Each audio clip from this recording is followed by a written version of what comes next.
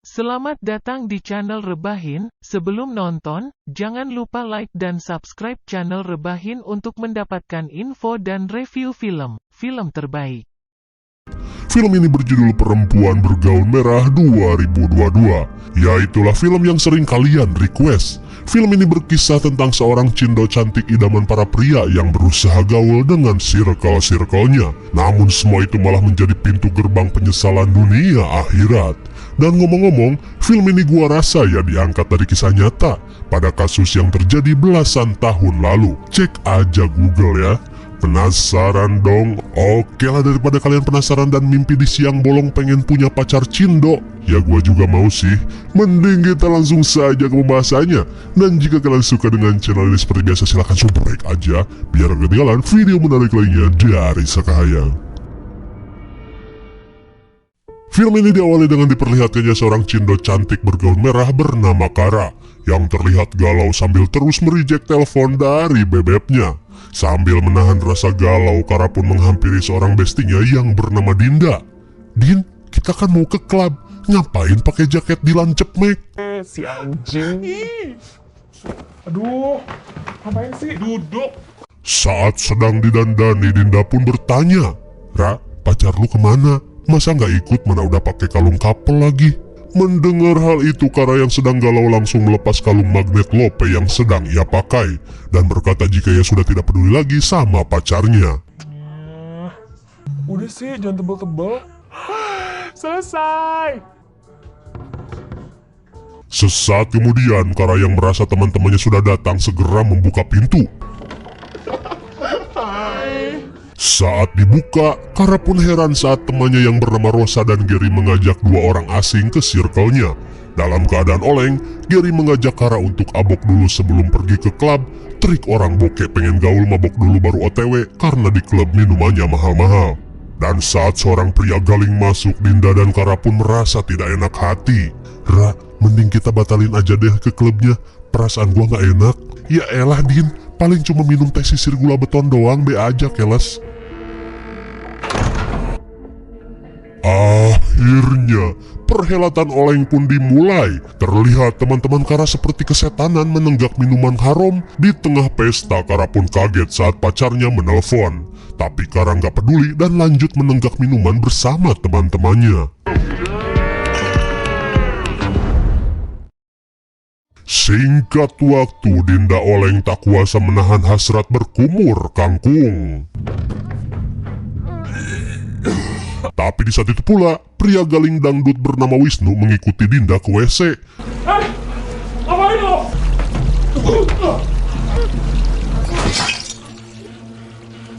Dasar pemuda RT-an, mabok dikit rese. Untung saja Dinda berhasil lolos dari ngerinya cacing berotot.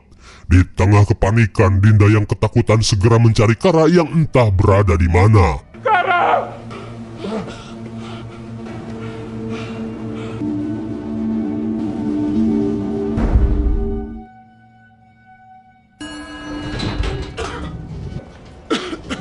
Di keesokan harinya, emak Kara yang baru pulang dari pasar pecinan terlihat heran saat melihat rumahnya tidak dikunci lengkap dengan botol-botol setan yang bertebaran. Kepanikan si emak pun semakin menjadi-jadi saat melihat rumahnya acak-acakan seperti diobrak-abrik maling. Dirasa anaknya kenapa-kenapa, si emak pun langsung mencari keberadaan Kara.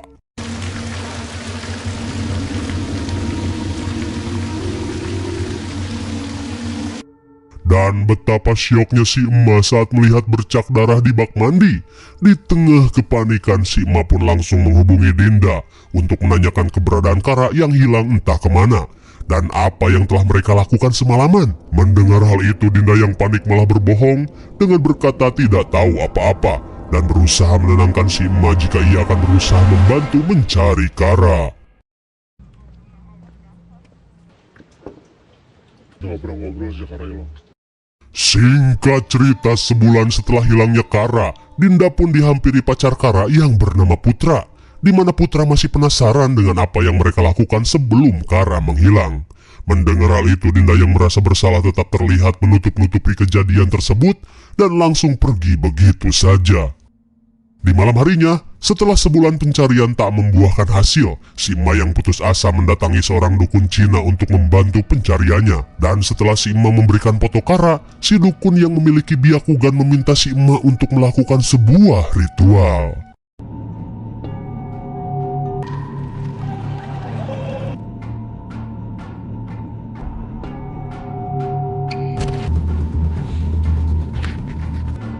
Anak lu udah mati.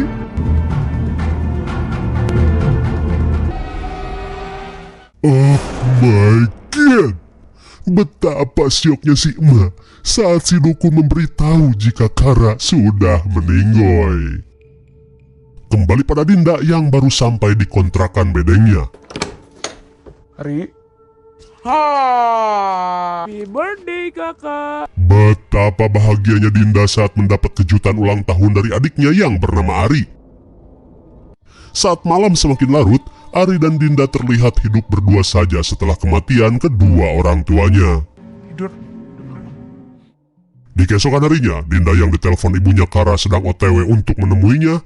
Hingga sampainya di rusun, terlihat seorang emak-emak sedang protes pada pengelola terkait air rusun yang kotor dan berbau busuk.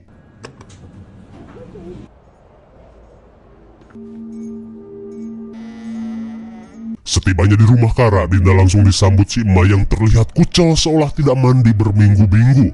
Dinda pun heran dengan kondisi rumah yang terlihat acak-acakan. Dan benar saja, air keran terlihat kotor dan berbau busuk, cukup mencurigakan. Lantas Dinda pun bertanya pada si emak yang berdoa di depan foto Kara, dan seakan menganggap Kara sudah meninggoy. Namun si emak terlihat berusaha tegar.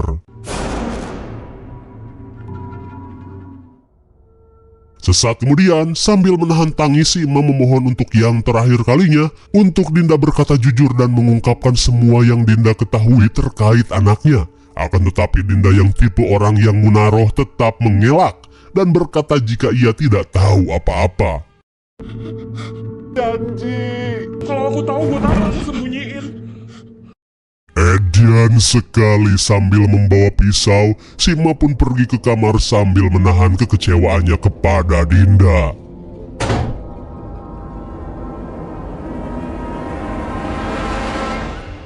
Hingga selang beberapa saat, Dinda yang mendengar suara tangis si emak berusaha untuk mengeceknya. Maafin aku ya. Marco. Dan terutama kamu. Ini semua gara-gara kalian. Singkat cerita, sepulangnya dari rumah Kara, tiba-tiba si dukun pemilik klinik tongseng tiba-tiba menegurnya. Dengan mata Byakugan yang ia miliki, si dukun pun berkata jika Dinda diikuti sesosok arwah penasaran. Mendengar kalimat tak manuk akal itu, Dinda pun menganggap jika si emak cuma mencari pelanggan klinik saja. Enggak deh, makasih.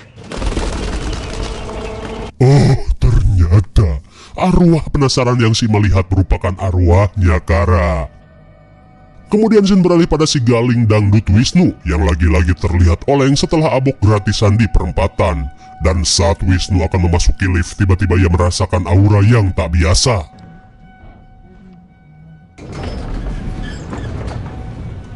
Apaan tuh?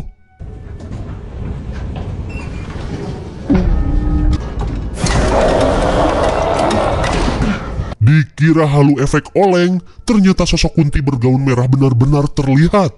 Lalu tiba-tiba...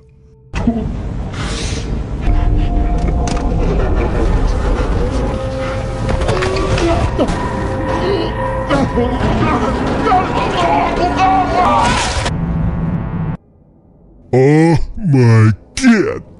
Bagaikan fatality Kung Lao Wisnu, si Galing Dangdut pun akhirnya mokad secara mengenaskan. Di keesokan harinya, Dinda pun terbangun karena kebelet boker. Dan saat Dinda merosot ke celana, ia pun heran saat melihat seorang sedang mandi. Ada yang mau mandi.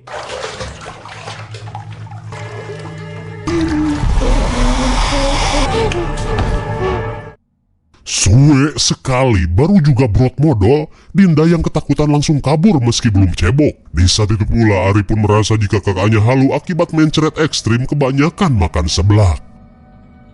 Singkat cerita, dengan menaiki bus Damri, Dinda yang akan pergi ngampus tiba-tiba heran saat mendapatkan kiriman video grup kelasnya.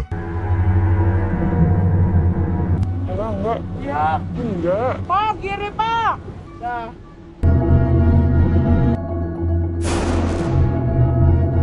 Sontak ia pun kaget saat melihat sosok bergaun merah berada di TKP. Beberapa saat kemudian, Dinda pun mengungkapkan keganjilan itu kepada Putra, di mana ia merasa jika hantu Kara sedang memberi petunjuk untuk mencari keberadaan jasadnya. Mendengar hal itu, Putra jelas tidak percaya. Ya kali kalau langsung percaya pasti dramanya kurang. Alhasil Dinda pun kesal dan langsung turun taksi tanpa memperdulikan bayar argo.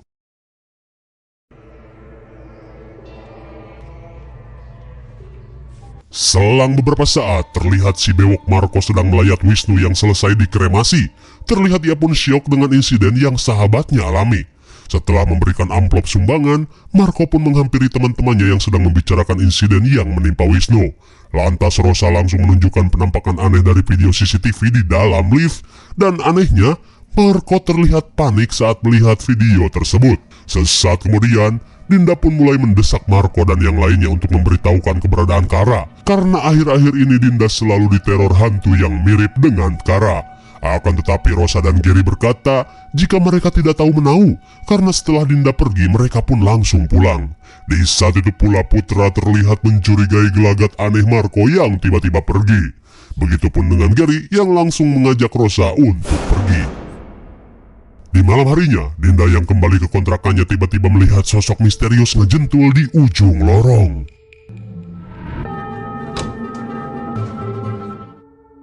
Sedangkan di sisi lain, Gary pun terlihat muak saat Rosa terus membicarakan insiden kematian Wisnu yang berkaitan dengan sosok hantu Kara. Gary salut pun meminta pacarnya ini untuk bersikap bodoh amat saja.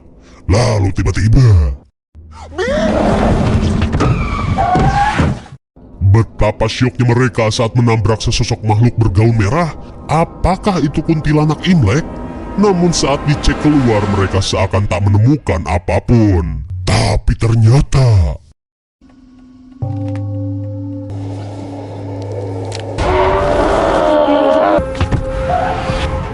Melihat sosok merah terbang seperti Mikasa, Gary yang panik langsung tancap gas. Di tengah kepanikan, tiba-tiba Gary menerima telepon dari pacarnya yang ngamuk karena ditinggal kabur.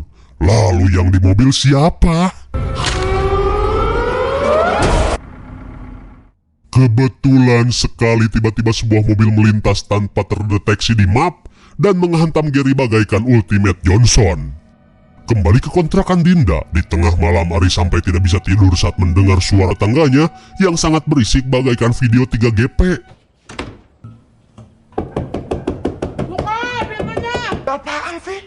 Oh, ternyata tetangganya yang Bondon sedang bergabrut brutal. Lantas si Bondon yang kesal pun berkata, "Ah, lu dek, ganggu aja, sono cebok terus tidur." Yang cebok. Rasa lu ya. Setelah melabrak tetangganya, tiba-tiba sesosok hitam mulai mengikuti Ari.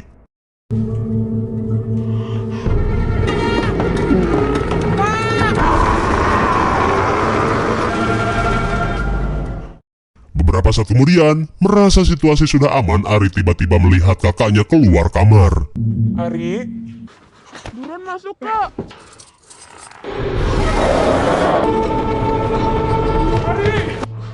Ari. Tapi belum reda rasa panik, tiba-tiba seseorang mengetuk pintu. Dan ternyata itu adalah Rosa yang syok setelah pacarnya di Ulti Johnson. Setelah beberapa saat, Rosa pun mengungkapkan tentang insiden aneh sebelum Gary meninggoy, di mana pada saat itu, tiba-tiba Gary kabur ketakutan setelah menabrak sesosok bergaun merah. Meski mungkin jika sosok itu adalah Kara, namun Rosa bingung kenapa sosok itu mengincar circle-nya. Padahal Rosa merasa jika dirinya tidak melakukan kesalahan dan coba mabok-mabokan saja. Di tengah ketakutan, Rosa pun merasa jika sosok itu akan berusaha menghabisi mereka satu persatu. Hingga di keesokan harinya, Dinda, Rosa, dan Putra mendatangi tempat praktek si dukun Byakugan yang pernah menyapa Dinda tempo hari guna meminta penerawangan. Akan tetapi mereka heran karena si bewok Marco belum juga datang. Beberapa saat kemudian, si dukun pun meminta ciri-ciri orang yang sedang mereka cari. Dan setelah melihat foto, si dukun pun kaget karena yang mereka cari adalah Kara, anaknya si emak Ecim. Di tengah kepanikan, si dukun langsung mengambil sebuah gulungan. Dan sambil membuka gulungan tersebut, ia pun menjelaskan jika Circle Dinda sedang diincar oleh sosok yang disebut Hong Kui, di mana Hong Kui merupakan sosok roh dari seorang wanita yang mendiskon nyawa sambil mengenakan skin berwarna merah. Karena kalau putih jadinya kuntilanak. Dan sosok Hong Kui itu tidak akan berhenti melakukan teror sebelum menuntaskan dendamnya. Lantas agar Dinda dan yang lainnya selamat, mereka harus segera menemukan jasad Kara. Dan mungkin hal itu bisa menghentikan teror sosok Hong Kui. Mendengar hal itu, Dinda yang ingin secepatnya menemukan jasad Kara langsung menawarkan diri menjadi mediator.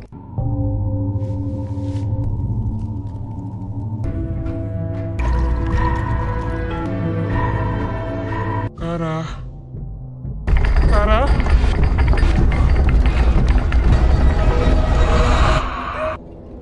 Tiba-tiba saja Dinda memasuki ruangan gelap. Dan di saat itu pula terdengar suara seseorang yang seperti tenggelam. Lalu tiba-tiba Dinda mulai diperlihatkan sebuah petunjuk.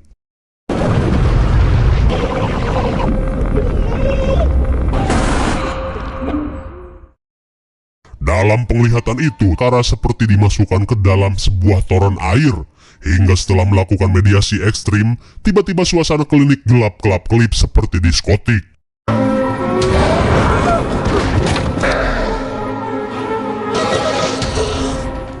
Oh, rupanya si dukun malah kerasukan setan Hong Kui dan bertingkah membagong buta.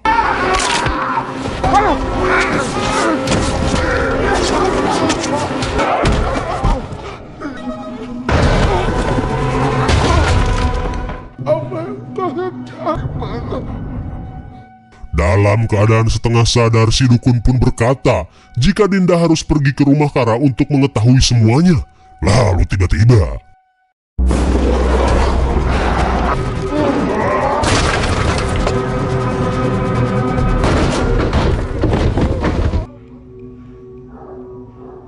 malang sekali nasib si dukun Byakugan. Niat hati mengais rejeki, si dukun malah nyuksruk dari lantai 2. Selang beberapa saat, tim medis yang datang langsung mengevakuasi Rosa yang terluka di akupuntur ekstrim. Dan setelah itu, Dinda pun mengajak putra untuk mendatangi rumah Kara menurut petunjuk si dukun Byakugan. Singkat cerita, sesampainya di rusun Kara yang tak pernah diisi token, lagi-lagi pintu rumah tidak dikunci. Di dalam rumah, tak cuman acak-acakan, tapi mereka mencium bau busuk yang semerbak, melebihi baunya kentut senyap.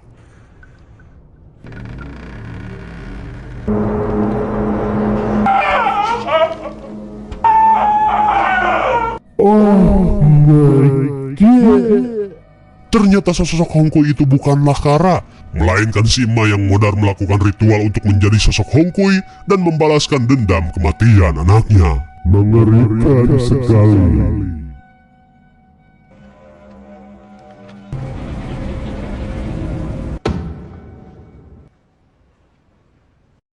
Singkat cerita, sepulangnya dari upacara kremasi, Dinda yang pulang langsung memberikan setengah kalung kapal alai Kara yang dia simpan.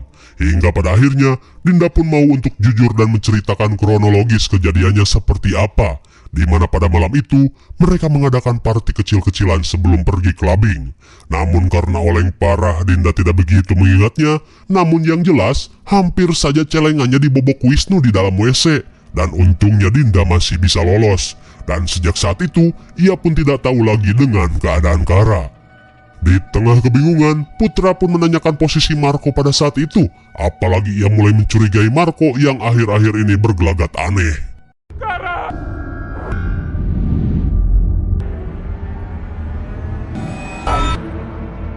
Lu lihat apa?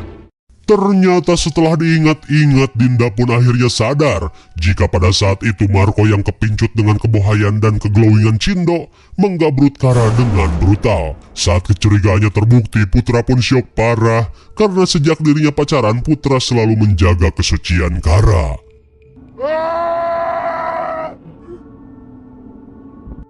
Saat malam poek, Putra pun meminta Dinda untuk segera pulang, sementara dirinya akan mencari Marco untuk mempertanggungjawabkan kelakuan bejatnya terhadap Kara. Din, tapi Kara bahagia kan? Gigimu bahagia digabrut paksa kau bahagia.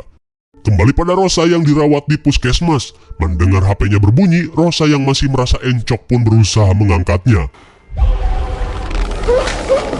Betapa kagetnya Rosa saat yang menelpon adalah Kara. Lalu tiba-tiba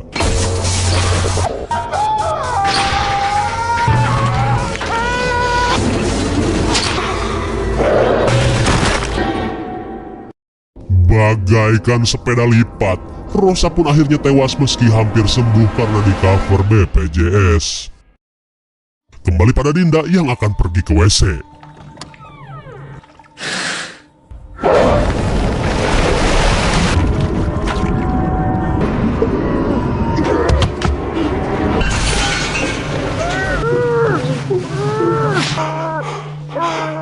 Ternyata sosok Hongkui sudah merasuki adiknya. Namun berkat dibungkus bak paket COD, akhirnya Ari terlepas dari pengaruh Hongkui. Selang beberapa saat, Dinda yang panik langsung menghubungi Putra dan memberitahu jika teror Hongkui belumlah berakhir. Dinda pun merasa jika teror Hongkui tidak akan berakhir sebelum mereka menemukan jasad Kara. Mendengar tetesan air, Dinda pun seakan mendapat petunjuk. Kemudian Dinda langsung mengajak Putra pergi ke rusun Kara, karena ia yakin jasad Kara masih berada di sana. Setibanya di rusun, Dinda langsung menggunakan tangga darurat untuk pergi menuju rooftop.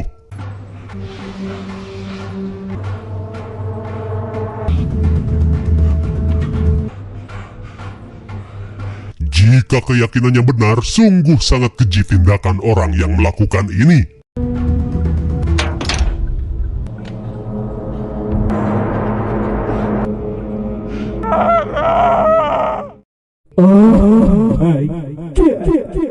Benar saja, ditemukan membusuk di dalam toren jumbo, dan kini keglowingan Kara sudah berubah menjadi mengerikan. Di tengah rasa syok, Dinda yang melihat Putra datang langsung meminta bantuan.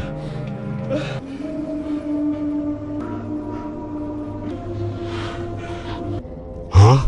Tiba-tiba Dinda heran saat melihat jasad Kara memegangi sebagian kalung kapal yang dimiliki Putra. Lalu tiba-tiba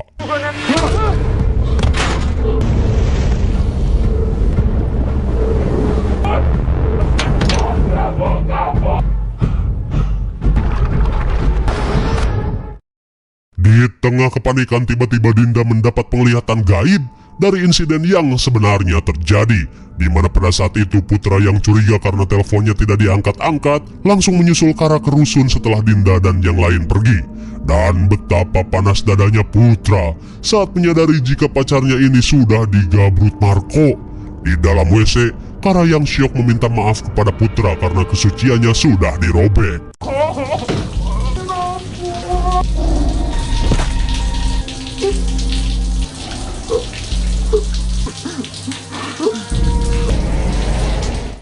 Rupanya Putra yang kelepasan setan tidak sengaja mendorong Kara sampai menghantam bak mandi hingga meninggoy. Hingga setelah mendapat penglihatan itu, Dinda yang tersadar pun panik saat Putra mulai mengisi ulang toren. Di tengah panikan, Dinda pun terus memohon agar Putra melepaskannya. Dan di saat itu pula, Marco yang datang langsung membujuk Putra untuk membebaskan Dinda. Di tengah rasa murka, Putra pun menyalahkan Marco karena sudah menggabrut pacarnya. Dan saat Marco akan menyelamatkan Dinda, tiba-tiba Putra mengancam akan melaporkan kejadian yang sebenarnya kepada polisi. Bangun, Kar. Kar. Oh, rupanya pada saat itu Marco sudah dikambing hitamkan atas kematian Kara. Pada saat itu Marco pun panik saat melihat Putra datang. Lantas dengan sandiwara bak artis FTP, Putra pun berusaha menyadarkan Kara, namun dengan aktingnya, Putra langsung melampiaskan kekesalannya. Ngapain aku nggak tahu?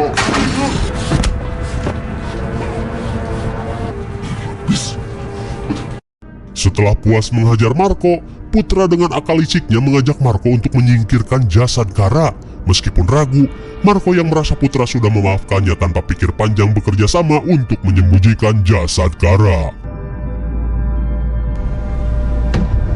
Akan tetapi Dinda yang di dalam toren memberitahu jika semua itu hanyalah manipulasi Putra saja, karena sebenarnya Putra yang sudah membuat Kara meninggoy. Mendengar hal itu, Marco yang muak malah melakukan jurus tinju dibalas bansos dan lupa untuk menyelamatkan Dinda. Kata selama ini lu. Akan tetapi Marco yang tidak ingin dosanya semakin bertambah, langsung mengurungkan niatnya dan bergegas menolong Dinda.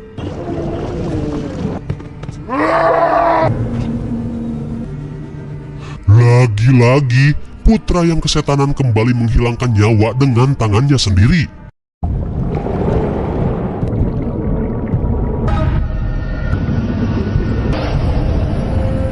Apakah Dinda akan mendapat kekuatan karma bak Boruto?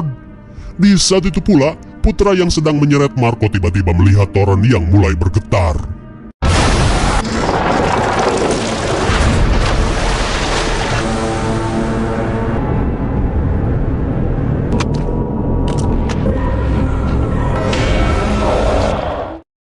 Bagaikan Sadako collab setan Evil Dead, Dinda yang dirasuki Kara berusaha menuntut balas.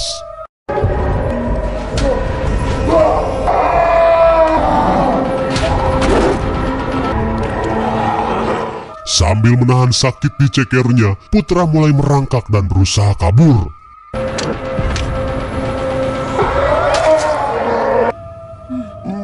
Di tengah rasa linu, putra pun berusaha menyadarkan Dinda. Emang dasar kopret, putra yang melihat Dinda lengah langsung menyerangnya. Lantas setelah Dinda terkapar, putra yang kesetanan berusaha menghabisi Dinda. Dan saat Dinda semakin terpojok, tanpa diduga sosok Kara muncul dan berusaha menyelamatkannya.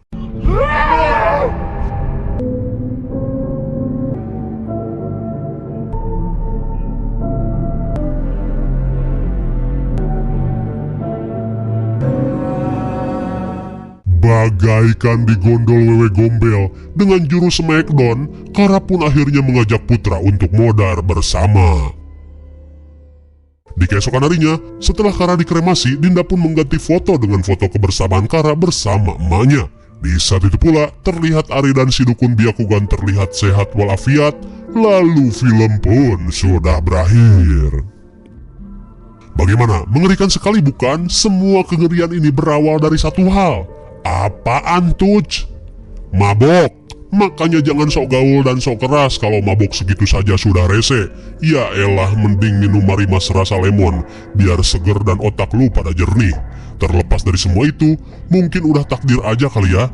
Tapi naasnya sosok emak yang cinta terhadap anaknya malah melakukan ritual mengerikan dengan merubah dirinya menjadi sosok Hongkui yang akan membalaskan kematian anaknya. Tapi di akhir cerita, semua kisah simpel yang diribet-ribetin ini akhirnya terbongkar dan semua circle so asik Kara meninggoy dengan menyisakan Dinda seorang diri. IMDb untuk film ini adalah 6,8 dan menurut saya yang cocok diberi 7,0 karena film ini cukup memberikan pelajaran untuk kalian menjauhi minuman oleng karena niscaya minuman itu hanya akan membuat kalian pada kesetanan, apalagi yang minum circle sok keras yang akhirnya pada rese. Mungkin segini saja review dan pembahasan film Perempuan Bergaun Merah 2022. Jangan lupa like, share, subrek supaya kalian tidak ketinggalan jika ada video menarik lainnya dari Sekayang. Thanks for watching and see you on next video.